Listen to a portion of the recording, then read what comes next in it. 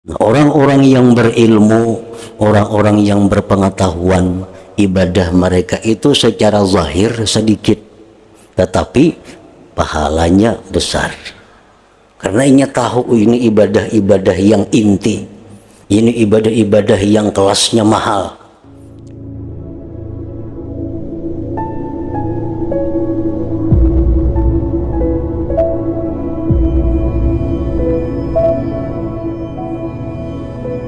Bismillahirrahmanirrahim. Alhamdulillahi rabbil alamin. Wabihi nasta'in ala umuri dunya waddin. Ashhadu an la ilaha illallah wahdahu la syarika lah. Wa ashhadu anna sayyidana Muhammadan abduhu wa rasuluh. Allahumma salli wa sallim ala sayyidina Muhammadin al-amin wa ala alihi wa sahbihi wa dhurriyyatihi ajma'in. Qala al-musannif rahimahullah wa nafa'ana bi'ulumih.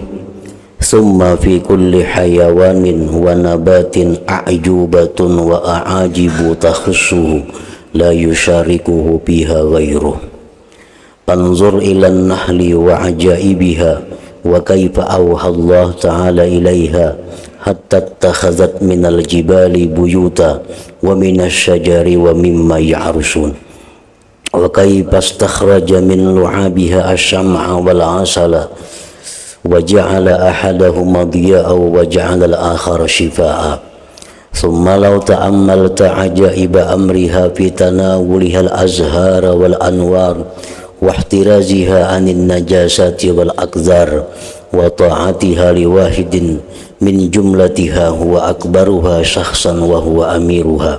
Summa ma sakharallahu ta'ala lahu amiraha minal adli wal insaf bainaha hatta innahu la yaqtulu ala babil manfadh kullama waqa'a minha ala najasah laqadaita minha ajaba in kunta basiran bi nafsik wa farigan min hammi batnika wa farjik wa syahawati nafsik bi muadati aqranika wa muwalati ikhwanik ila akhirih. Makna kalamul Imam Al-Ghazali rahimahullah wa nafa'ana bi'ulumih. Kemudian pada setiap hewan dan tumbuh-tumbuhan itu ada keajaiban, dan ada beberapa keajaiban yang khusus yang tidak bersyarikat padanya yang lainnya. Setiap binatang dan tumbuh-tumbuhan itu masing-masing ada mempunyai keajaiban, yang mana keajaiban itu kada didapat pada binatang dan tumbuh-tumbuhan yang lain.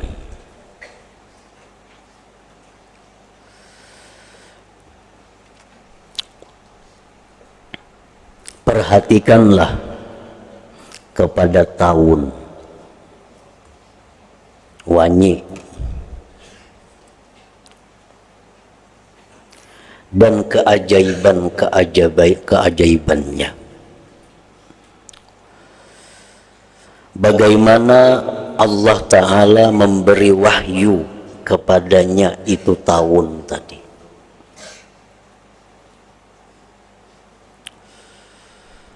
Sehingga ia membuat rumah di gunung-gunung, di pohon-pohon, dan di tempat-tempat yang dibikin oleh manusia.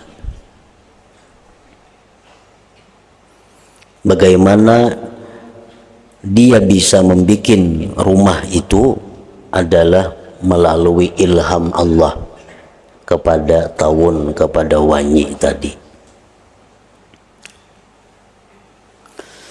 Dan bagaimana dia mengeluarkan dari air liurnya lilin dan madu.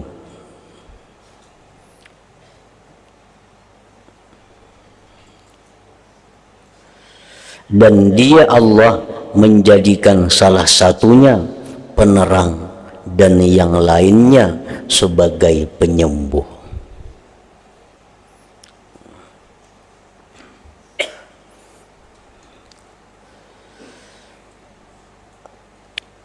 Jadi apa yang keluar dari tahun itu dijadikan Allah sebagai penerang, orang maulah lilin, dan dijadikan Allah sebagiannya lagi sebagai madu yang menyembuhkan dari berbagai macam penyakit. Di dalam banyak hadis Rasulullah Shallallahu Alaihi Wasallam, beliau mencontohkan bahwa manusia itu seperti tahun. Maksud manusia itu adalah manusia yang beriman itu seperti tahun, seperti wanyi. Karena di dalam wanyi itu banyak hal-hal yang mestinya jadi contoh oleh kehidupan manusia. Andai kata manusia itu mau berpikir, mau melihat tentang bagaimana itu wanyi tahun tadi. Seperti dari liurnya itu keluar lilin, dan lilin itu adalah menerangi. Dan lagi keluar dari mulutnya itu madu. Madu itu penyembuh segala macam penyakit. Nah, demikianlah hendaknya apa yang keluar dari mulut manusia itu hendaknya seperti tahun itu, bisa memberikan petunjuk, penerang jalan bagi orang-orang yang berada dalam kegelapan, bisa memberikan petunjuk arahan kepada orang-orang yang berada dalam kebodohan, dan bisa juga apa yang keluar dari mulut manusia itu adalah merupakan penyembuh atau pelipur lara bagi manusia-manusia lain yang sedang dalam keadaan resah, dalam keadaan gundah. Nah, jadi itu Rasulullah mengibaratkan bahwa orang yang beriman itu seperti tahun, seperti wanyi. Dan lagi dicontohkan bahwa wanyi itu adalah binatang yang mengerti, binatang yang pintar. Namun kita tahu hanya pintar itu pelanduk, kancil. Padahal ada yang lebih pintar dari pelanduk itu, wanyi. Dan pelanduk tuh mau bunguli orang. Kayak pelanduk jangan lakukan ya. Tapi kalau kayak wanyi, kayak tahun, nah itu dipuji. Karena kecerdikannya ini tahun lain dengan kecerdikannya binatang lain. Kecerdikan tahun ini adalah antara lain, dia selalu memikirkan akibat. Tahun itu selalu memikirkan akibat apa kalau dia melakukan ini. Itu pun satu kecerdikan daripada tahun yang mesti dicontoh oleh manusia. Sebelum kita memperbuat sesuatu, sebelum kita mengatakan sesuatu, kita hendaknya pintar berpikir bahwa ini akibatnya apa. Akibatnya apakah menguntungkan bagi agama, apakah menguntungkan bagi iman, apakah ini akibatnya membawa ke surga, apakah ini akibatnya menerangi hati, apakah ini akibatnya membawa ke neraka, apakah ini akibatnya kita berdosa. Nah, orang-orang yang beriman hendaknya memikirkan awakib, akibat dari segala sesuatu. Dan itu adalah merupakan gawiannya, perilakunya tahun tadi.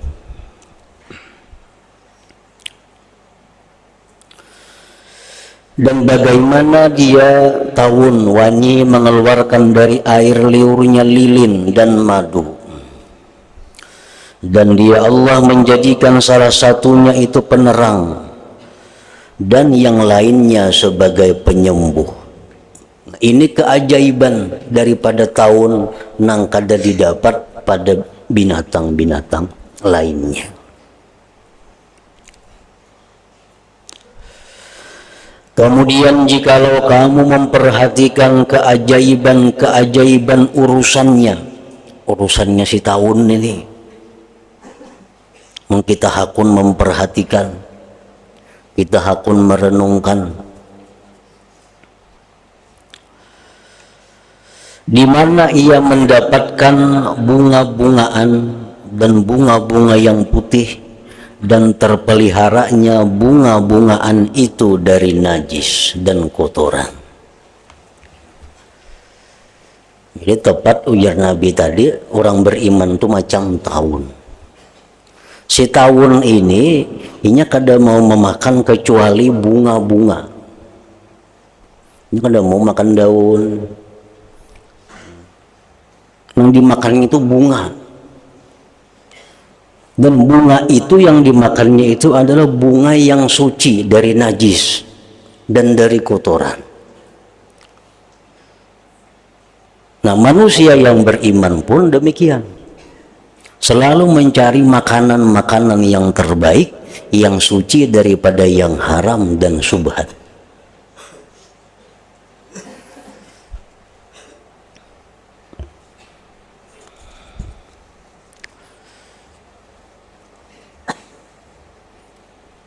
Bahkan ada peraturan di dalam tahun itu,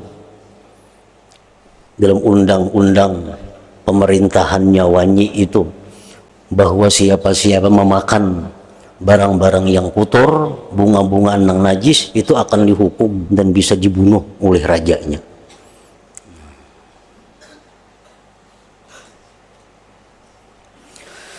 Patuhnya tahun itu pada salah satu dari kumpulannya yang lebih besar tubuhnya, dan itu adalah rajanya. Wanyi itu ada rajanya. Kamana rajanya itu tarabang, kasih itu bejurut anak buahnya. Kadang mau menyimpang, kadang mau menentang.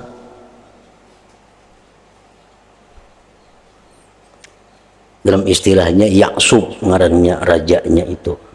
Raja tahun ini. Jadi seluruh anak buahnya ini taat dan patuh kepada rajanya itu. Nah, demikianlah mestinya orang yang beriman itu mentaati dan mematuhi kepada pemimpinnya. Sekalipun ujar Nabi, yang memimpin kalian itu adalah seorang budak dari Habasyah.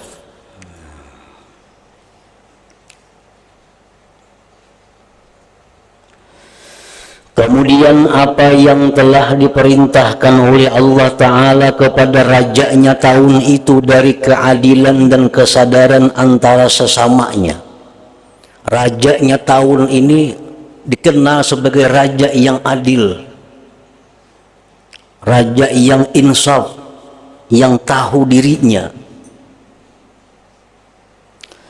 Sehingga apabila ada temannya yang jatuh di atas najis, niscaya akan dibunuh di atas pintu pelaksanaan, pintu masuk. Jadi rajanya tahun ini orangnya tegas. Siapapun di antara kawan-kawannya, bila ada yang jatuh kepada najis, memakan makanan yang najis, itu hukumannya dibunuh, dimatiinya. Karena kalau tahun ini makannya najis, kena liurnya tuh kada jadi penyembuh lagi. Kada jadi penyembuh lagi dari berbagai macam penyakit. Nah, untuk menjaga kemurnian itu, maka si raja ini diberi tugas oleh Allah untuk menjaga anak buahnya ini jangan sampai memakan bunga yang kotor, apalagi yang najis itu.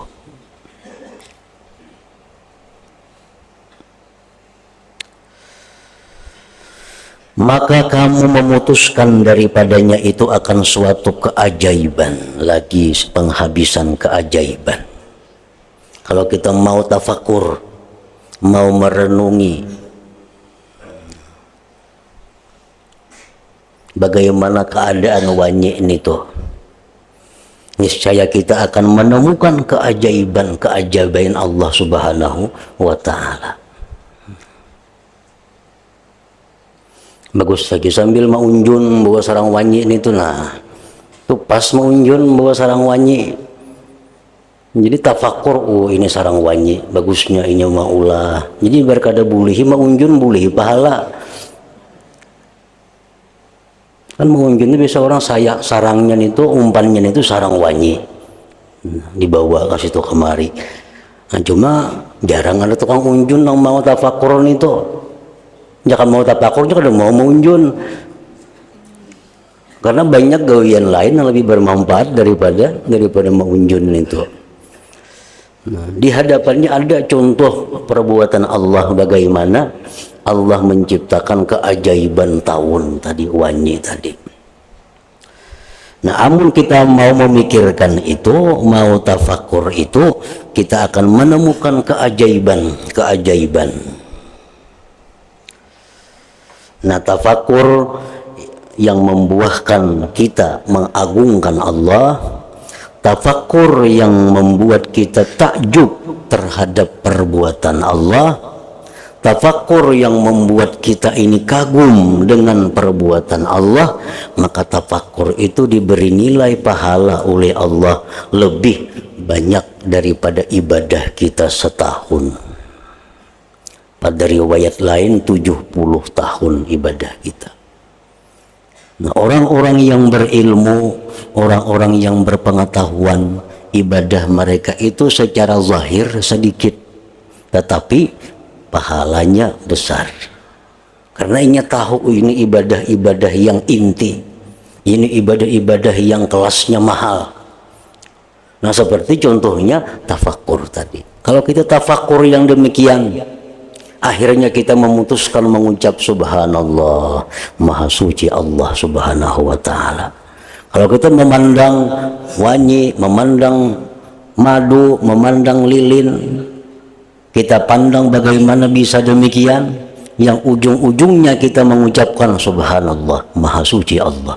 Nah, tafakur seperti itu nilainya lebih baik dari ibadah setahun sampai 70 tahun. Jadi di akhirat kayaknya jangan bingung melihat kawan di surga. Nah, di tingkat tinggi, nah, kawan-kawannya bubuan Nabi, bubuan Siddiqin. Seorang di surga nang kelas ekonomi. Maka apa itu di surga nang tinggi, maka sembahyang malam masa terbanyak aku, membaca Quran masa terbanyak aku juga, bersalawat terbanyak aku juga. Kenapa aku di surga nang di sini, inya di atas? Sekalinya orang itu kada kelihatan amalnya. Nah, apa amal yang kada kelihatan itu? Antara lain tadi tafakur tadi. Tafakur. Segala sesuatu yang kita lihat, segala sesuatu yang kita saksikan, itu kalau kita mau tafakur, kita akan mengagumi perbuatan Allah subhanahu wa ta'ala. Kada usah nukar sarang wanyi ke pasar nang lain-lain, pada itu banyak jalan untuk tafakur. Karena setiap apapun yang di bumi ini dan di alam manapun, kalau kita mau merenungi, mau menghimati, kita akan menemukan keajaiban perbuatan Allah subhanahu wa ta'ala. Habib Ali bin Muhammad Al-Habsyi, Sahibul Maulid, beliau mengatakan, kalau engkau hendak berjalan menuju kepada Allah, kalau engkau hendak dapat ma'rifat kepada Allah, gurunya banyak. Begitu kau buka pintu rumah, kamu akan bertemu dengan gurunya yang mengantarkan kita kepada ma'rifat itu. Kalau jauh-jauh kita buka pintu rumah, kita sudah bertemuan lawan guru kita. Maksudnya apa? Segala apa yang kita pandang, yang kita lihat itu adalah jalan kita sebenarnya untuk ma'rifat Allah. Kita buka rumah, kita melihat pohon, kita buka rumah, kita melihat kendaraan, kita buka rumah, kita melihat binatang-binatang. Nah, itu kalau kita ulah guru, kalau kita jadikan bahan untuk tafakur, itu menyampaikan kita kepada ma'rifat dengan Allah subhanahu wa ta'ala.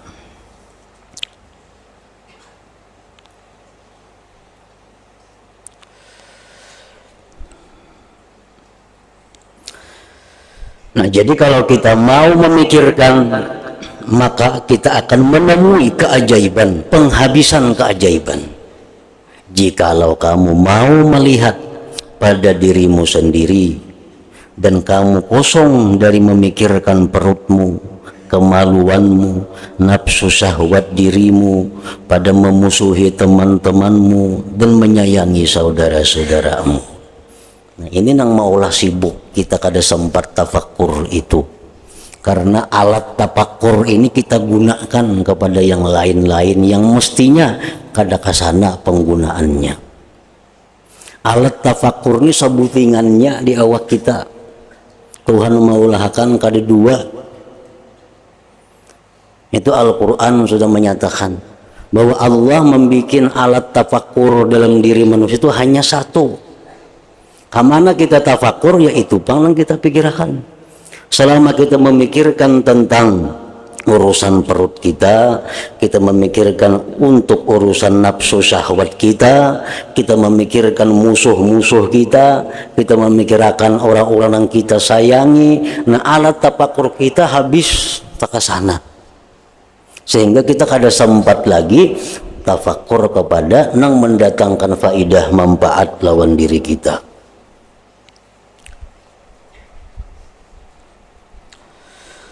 Kemudian tinggalkan semuanya itu darimu dan perhatikanlah kepada tahun itu, membangun rumahnya dari lilin dan pilihannya dari sejumlah bentuk-bentuk yang persegi 6. Ia tidak membangun rumah yang bulat, yang persegi 4 dan persegi 5, akan tetapi ia membuat rumah sarang yang persegi 6. Imam Ghazali ini sini sudah kira-kira melihat itu. Sarang wanyi itu kada ada segi 4. Inya maulah kada mau segi 4. Kada maulah sarang wanyi ini 1/5 segi 5 kada mau. Maulah bulat kada mau juga. Pasti wanyi itu maulah sarang bentuknya segi 6. Itu ada khususnya, ada rahasianya. Kenapa si wanyi ini baulah rumah nangka itu putungannya? Itu Allah yang memberikan ilham kepada wanyi ini, itu mesti baulah rumah nangka ini nang bagus rumahnya.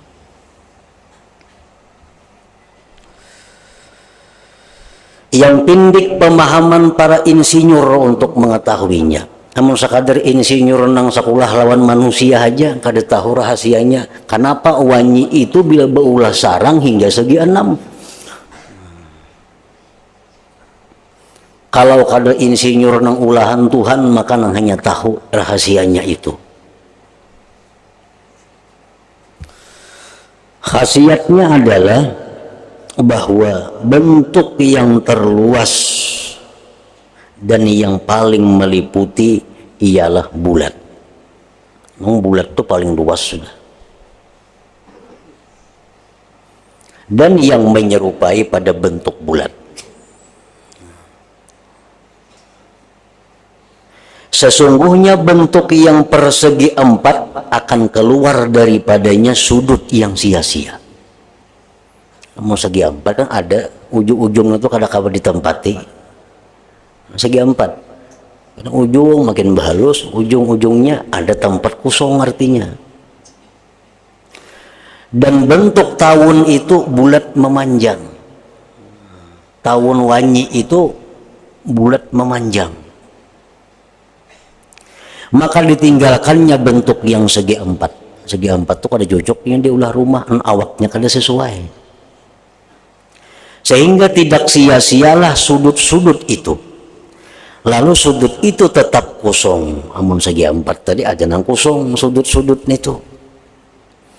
Kemudian apabila rumahnya itu dibangun dalam bentuk yang bulat, niscaya tinggallah di luar rumah itu ada beberapa lubang yang sia-sia. Karena sesungguhnya bentuk yang bulat apabila dikumpulkan, niscaya ia tidak terkumpul dengan teratur. Bulat itu bujur pang, luas dalamnya, kada ada sudut. Tapi bulatnya amun disusun nang bulat-bulat, banyak puangnya. Nang segi 4 tuh bujur amun disusun rapat, tapi di dalam segi 4 tuh ada kosongnya, sudut-sudutnya. Kalau bulat ini dalamnya tuh bujur luas kada ada sudut, tapi amun bulatnya 4-5 biji disusun ada celah, kada mau rapat. Kayak apa aja nang bulat tuh susun lain talo tuh mau rapat kada mau rapat, kada mau teratur. dan tidak ada bentuk dalam bentuk-bentuk itu yang mempunyai sudut-sudut yang mendekati pada meliputi kecuali dari yang bulat, kemudian teraturlah sejumlah daripadanya, di mana tidak tinggal lagi sesudah berkumpulnya itu suatu lubang pun kecuali yang persegi 6. Yang persegi 6 ini ujar Sidin di dalamnya luas, sudutnya kawa diisi dan diatur di luar pun bagus. Dan inilah khasiatnya bentuk ini rumah si Wanyi tadi.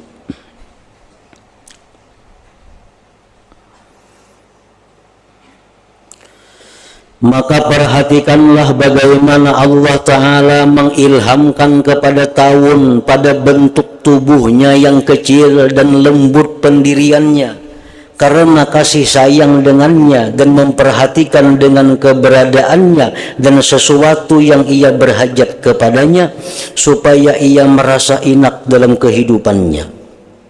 Diulahkan sampai urusan mengulah rumah pun diberi ilham oleh Tuhan. Nah, jadi Wanyi ini binatang selalu dapat ilham oleh Allah untuk kebaikan dirinya. Sebagai halnya manusia pun demikian. Manusia ini setiap saat dikirimi oleh Allah ilham-ilham untuk kebaikan dirinya. Nah, cuma si Wanyi ini bedanya lawan manusia. Setiap ada ilham dari Allah, Wanyi selalu memakai ilham itu. Ada ilham dari Allah, maka ini langsung dilaksanakan oleh Wanyi. Ada ilham nangka ini untuk bikin ini, dilaksanakan oleh Wanyi. Nah, sehingga si Wanyi ini kehidupannya selalu dalam kebaikan dan dalam manfaat kepada yang lainnya. Nah, manusia pun setiap saat, setiap napas ini selalu dapat ilham dari Allah, baik melalui mata, baik melalui telinga, baik melalui penciuman, baik melalui rasa. Semua itu ilham dari Allah untuk kita ini berada di jalan yang baik. Nah, tapi kadang-kadang manusia ini kadang mengindahkan ilham Allah itu. Nah, kadang-kadang manusia ini kadang memakai lawan ilham itu. Sehingga akibatnya manusia ini selalu kadang memakai ilham-ilham itu, ilham jadi putus. Kadang menyambung lagi, seolah-olah manusia itu kadang diberi lagi petunjuk oleh Allah. Padahal petunjuk itu selalu mengalir kepada kita setiap saat.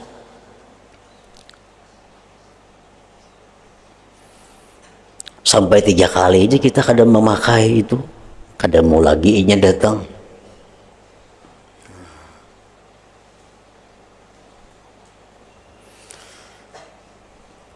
Nah, jadi Tawun ini selalu diberi Allah petunjuk untuk menuju, untuk menjalani kehidupannya.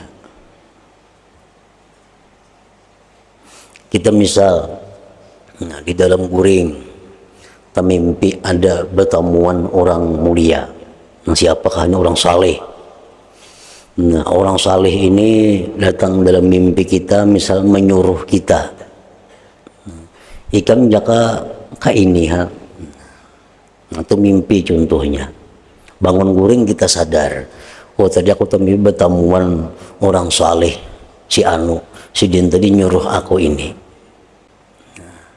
Kadang kita pakai, kadang kita indahkan. Padahal itu adalah satu umpan dari Allah agar berkelanjutan. Nah, jadi datang kepada kita mimpi itu, ikam hendaknya laksanakan ini. Kada kita pakai. Kayaknya datang pulang lawan ke dalam mimpi kita bertemuan siapa pulang orang-orang saleh nyuruh kita, ikam jangan angka ini, kada usah. Kada kita pakai. Nah, sawat 2-3 kali kita kada memakai itu, kita kada akan dijumpai lagi oleh orang saleh di dalam mimpi itu. Sudah hilangnya. Oh, orang ini kada memakai juga jarinya. Nah, kada mau lagi datanginya. Nah, sedangkan kita hendak jadi orang baik itu, kita mesti setiap saat memerlukan arahan-arahan. Kalau kita ingin jadi orang yang mulia, kita setiap saat mesti ada petunjuk. Nah, bila kita kadang memakai petunjuk itu, petunjuknya putus, kita akan menjadi tersesat di tengah jalan ini.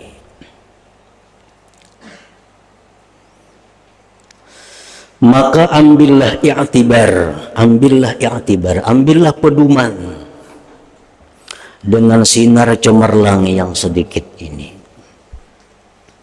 dari hewan yang terpandang hina. Kan tawon tuh hina kelihatannya. Ambillah contoh dari hewan yang terpandang hina ini. Tinggalkanlah darimu akan keajaiban-keajaiban kerajaan bumi dan langit. Kada usah ke situ-situ berpikir. Kada usah memikirkan bulan purnama, bintang, matahari, planet, ketinggian itu.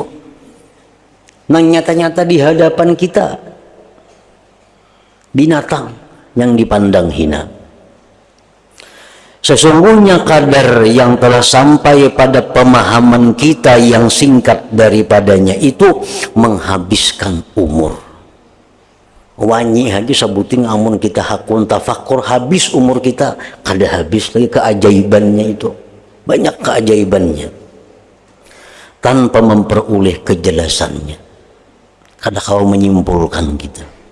Dan tidak ada bandingan bagi apa yang diliputi oleh ilmu kita kepada apa yang diliputi oleh ilmu para ulama dan anbiya.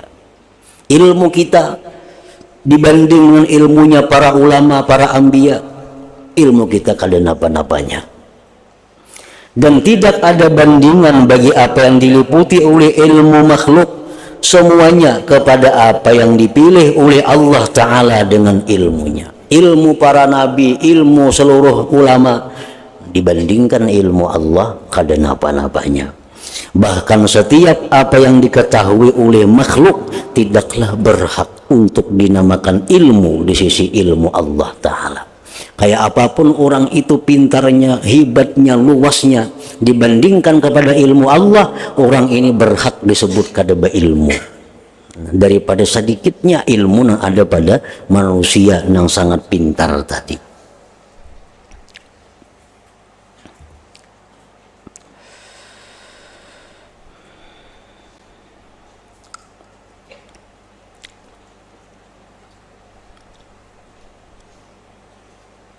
Maka dengan memperhatikan pada ini dan yang semisal dengannya, bertambahlah makrifat yang diperoleh dengan dua jalan yang termudah.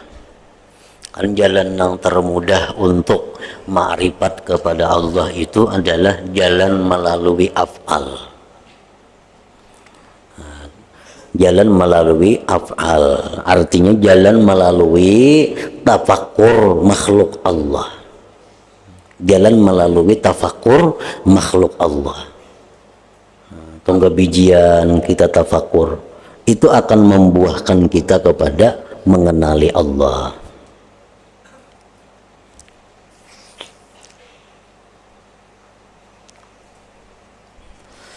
Maka dengan memperhatikan pada ini dan yang semisal dengannya, bertambahlah ma'rifat yang diperoleh dengan dua jalan yang termudah. Dengan bertambahnya ma'rifat, maka bertambahlah cinta kepada Allah itu. Makin kita banyak tahu tentang kehebatan Allah, makin kagum kita kepada Allah, makin cinta kepada Allah.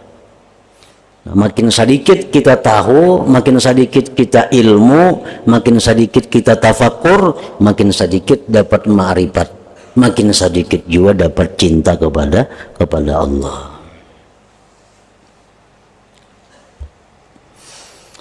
Maka jikalau kamu mencari kebahagiaan bertemu Allah Ta'ala, amun hendak bahagia bertemu Allah, amun hendak senang bertemu Allah, lezat bertemu Allah, maka limparkanlah dunia di belakang punggung.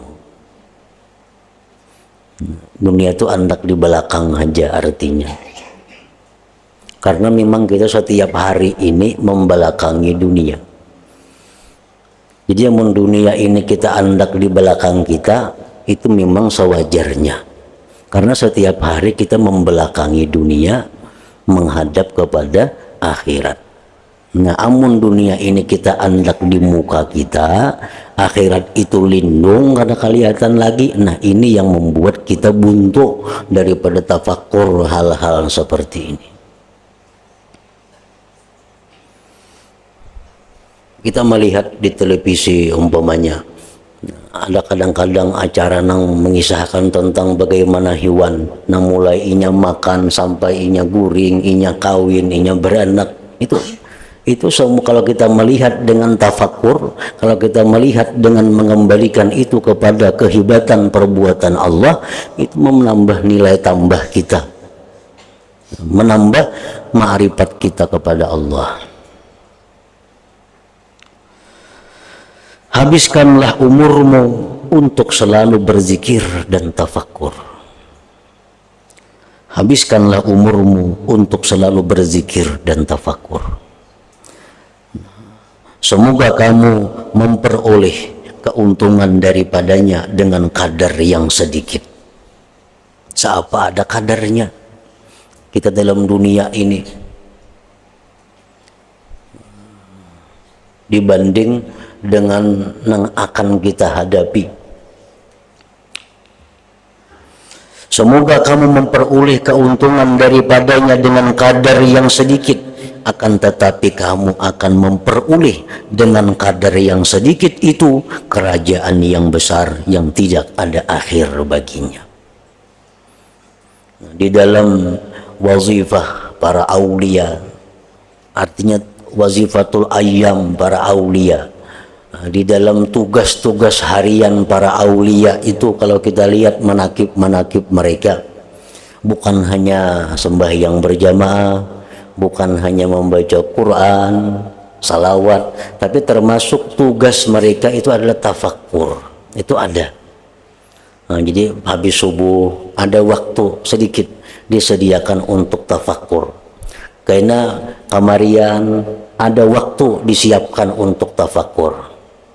Tafakkur yang mereka itu adalah tafakkur yang pertama, tafakkur tentang perjalanan diri. Yang kedua, tafakkur tentang af'al Allah Subhanahu wa ta'ala. Tafakkur tentang perjalanan diri artinya tafakkur, oh diriku sudah sekian umur, hari ini bertambah pulang sehari.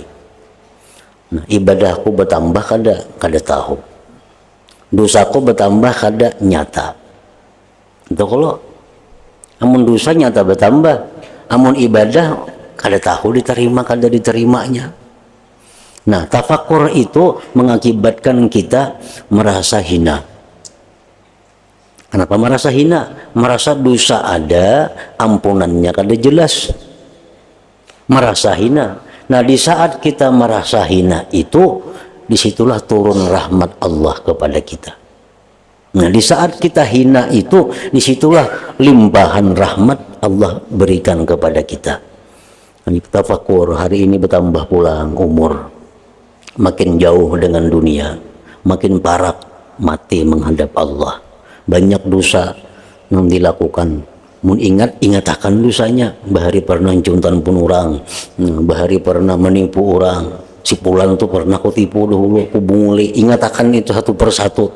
Nah, sedangkan amal ibadahku ini belum tentu diterima Allah. Barangkali aku makan haram, barangkali aku ini, sehingga ibadahku ini tertolak. Nah, jadi aku ini kalau dosa sudah nyata banyak, ibadah belum tentu. Kalau dosaku ini banyak, ibadahku ini belum tentu, berarti aku ini sangat hina di sisi Allah Subhanahu wa ta'ala. Nah, di saat kita merasakan hina itulah Allah memberikan rahmat kepada kita. Itu tafakkur bab pertama. Nah, itu tugas para gawian harian daripada para kekasih Allah. Nah, hanyar tafakkur imbah itu tafakkur tentang kayak tafakkur matahari, tafakkur ayam, tafakkur pohon, tafakkur macam-macam. Nang akhirnya itu mengagumi ciptaan Allah Subhanahu wa ta'ala, menetapkan bahwa Allah itu maha dahsyat, bahwa Allah itu maha hebat, bahwa Allah itu maha segala-galanya. Nah, ini tafakur yang macam itu iba nilainya sedikit kelihatannya mudah, tapi nilainya di sisi Allah sangat besar. Nah, kemudian penjelasan sebab berbedanya manusia pada cinta kepada Allah.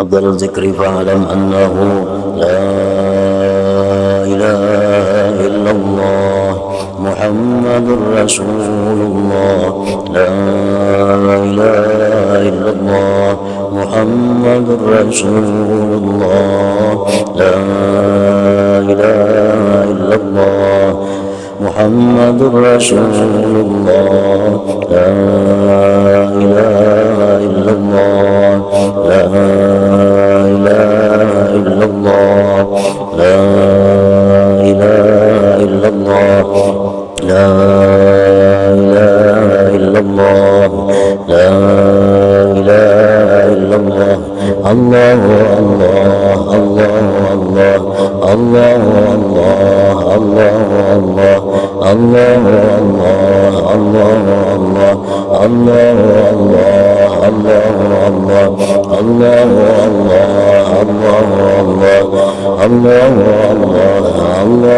الله الله لا إله إلا الله محمد رسول الله لا إله إلا الله محمد رسول الله لا إله إلا الله محمد رسول الله لا إله إلا الله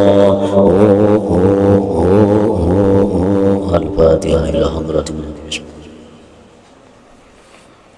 إياك نعبد وإياك نستعين اهدنا الصراط المستقيم صراط الذين أنعمت عليهم غير المغضوب عليهم ويا أيها الرجل منه شفاعة صلوا عليه وسلموا تسليما اللهم صل وسلم وبارك عليه